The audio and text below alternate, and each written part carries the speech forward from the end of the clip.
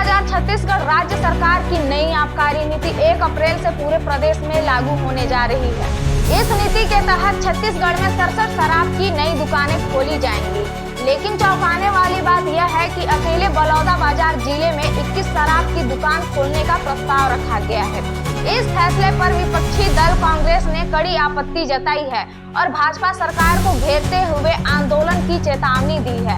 भाजपा पर कांग्रेस का हमला। बलौदा बाजार जिला कांग्रेस अध्यक्ष हितेंद्र ठाकुर, ब्लॉक ग्रामीण अध्यक्ष विक्रम गिरी और शहर अध्यक्ष रुपेश ठाकुर ने सरकार को चेतावनी देते हुए कहा कि यदि यह फैसला वापस नहीं लिया गया तो जिला स्तर पर उग्र प्रदर्शन किया जाएगा। उन्होंने सरकार पर समाज के अराजकता और नशे को बढ़ावा देने का आरोप लगाते हुए कहा, लेकिन जब कांग्रेस की सत्ता थी तब भाजपा शराबबंदी की मांग कर रही थी, लेकिन अब सत्ता के आने के बाद शराब की दुकानों की संख्या बढ़ा रही है। शराबबंदी पर सवाल। पूर्व कांग्रेस सरकार के दौरान पूर्व मंत्री सत्यनारायण शर्मा की अध्यक्षता में शराबबंदी के लिए एक समिति बनाई गई थी, जिसका उद्देश्य विभिन्न राज्यों की नीतियों का अध्ययन करके छत्तीसगढ़ में इसे लागू करना था।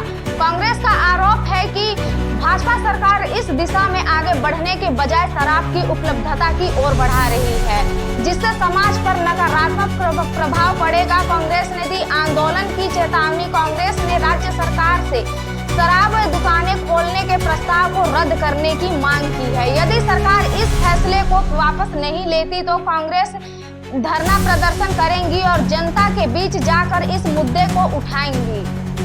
अगली खबर राजधानी रायपुर से है, जो कि छत्तीसगढ़ राज्य के सुकमा जिले में नक्सल उन्मूलन अभियान को तेज करते हुए सुरक्षा बलों ने एक बड़ी सफलता हासिल की है। एसपी किरण चौहान और वरिष्ठ अधिकारियों के निर्देशन में चल रहे इस अभियान के तहत सुरक्षा बलों ने नक्सलियों के छिपाए गए हथियार और विस्फोटक बरामद किए। मरकनगुड़ा जंगल में छापा। नक्सलियों की मौजूदगी की सूचना मिलते ही जिला पुलिस बल और GECOY 2V वाहिनी CRPF की संयुक्त टीम थाना चिंता गुफा के अंतर्गत बुलेट कैंप से मरकनगुड़ा जंगल में सर्च ऑपरेशन के लिए रवाना हुई।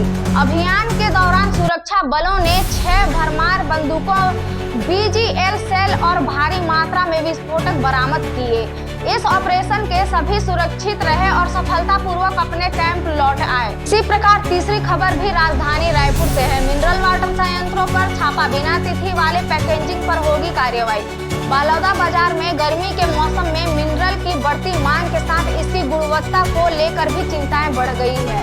इसी को ध्यान में रखते हुए कलेक्टर दीपक सोनी के निर्देशन पर खाद्य एवं औषधि प्रशासन की टीम ने भाटापारा और सिग्मा स्थित मिनरल वाटर संयंत्रों पर छापा मारा। शहरों में बिना उत्पादन तिथि और एक्सपायरी डेट वाले पानी की बिक्री की शिकायतें लगातार मिल रही थी। इसी को मद्देनजर प्रशासन के विधान सुरक्षा अधिकारियों को कार्रवाई के निर्देशन दिए। आम नागरिकों से अपील की है कि वे पेयजल खरीदते समय उत्पादन और एक्सपायरी तिथि जरूर जांच कर लें। किसी भी अनियमितता की जानकारी मिलने पर तुरंत खाद्य एवं औषधि प्रशासन को सूचित करें।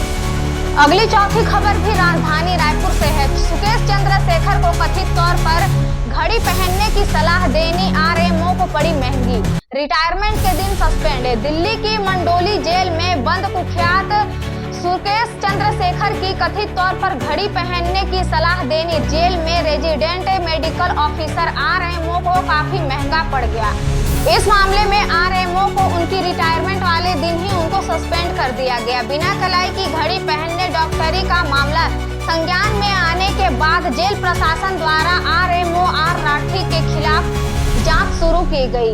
एक जेल अधिकारी ने बताया कि पिछले महीने फरवरी में दिल्ली हाई कोर्ट में मंडोली जेल के अधिकारियों द्वारा दाखिल याचिका पर नोटिस जारी किया था, जिसमें ट्रायल कोर्ट द्वारा जारी युक्त फैसले की चुनौती भी दी गई थी। याचिका सुरक्षा कारणों के चलते हाई कोर्ट में अपील की गई थी।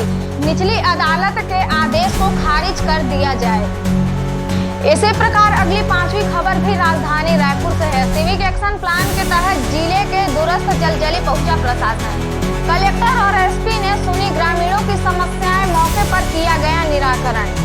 खेल सामग्री, शैक्षणिक किट और मच्छरदानी का किया गया वितरण। बलरामपुर में 23 मार्च 2025 को जिले के दूरस्थ इलाकों में विकास को गति देने और पुलिस प्रशासन व आम जनता के बीच विकास एवं समन्वय स्थापित करने के उद्देश्य से सिविक एक्शन का प्लान के तहत विकास खंड कुसमी के जलगजली गांव में कलेक्टर श्री राजेंद्र कटारा एवं पुलिस श्री वैभव रमन लाल की उपस्थिति में जागरूकता कार्यक्रम आयोजित किया गया। कलेक्टर और पुलिस अधीक्षक ने ग्रामीण खेल समितियों के खिलाड़ियों को खेल सामग्री जैसे वॉलीबॉल, क्रिकेट किट, कैरम, शतरंज, चेस तथा स्कूली बच्चों को जूते एवं पढ़ाई किट वितरित किए। साथ ही ग्रामीण महिलाओं को मच्छरदानी एवं चरण पादुका भी प्रदान की गई ताकि वह स्वास्थ्य और स्वच्छता से जुड़ी सुविधाओं का लाभ उठा सके। अब आगे बढ़ते हैं राजधानी रायपुर की छठी खबर की ओर, जो कि बिलासपुर छत्तीसगढ़ हाई कोर्ट के चीफ जस्टिस रमेश सिन्हा को 15 जजों ने पोर्टफोलियो जज के रूप में नामित किया है।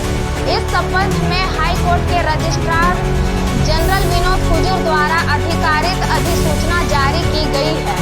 जारी आदेश के तहत प्रत्येक जज को एक या एक से अधिक जिलों का प्रभार सौंपा गया है, जहां वे न्यायिक प्रशासन और प्रशासनिक कार्यों की निगरानी करेंगे। यह आदेश 1 अप्रैल से प्रभावी होगा। इसी प्रकार अगली 7वीं खबर भी राजधानी रायपुर से है। बिलासपुर छत्तीसगढ़ में पिछले कुछ समय से धर्मांतरण के कई मामले लगातार सामने आ रहे हैं। प्रदेश के अलग अलग जिलों में लगातार धर्मांतरण की घटनाएं सामने आ रही है। इसी कड़ी में एक बार फिर न्यायधानी बिलासपुर में धर्मांतरण का मामला सामने आया। प्रार्थना सभा के जरिए धर्मांतरण प्रयास किया जा रहा था।